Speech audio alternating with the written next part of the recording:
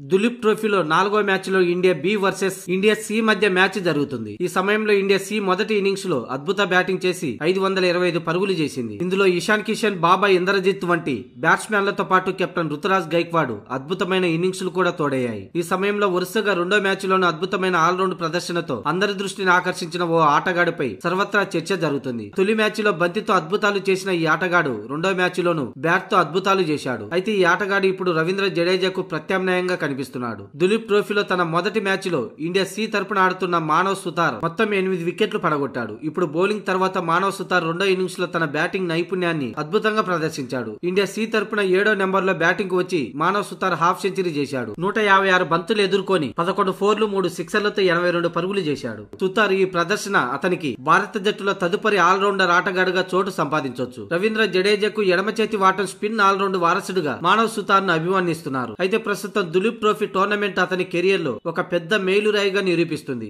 ఈ దులీప్ ట్రోఫీనే మానవ్ సుతార్ కెరియర్ కు పునాది పడే అవకాశం ఉంది.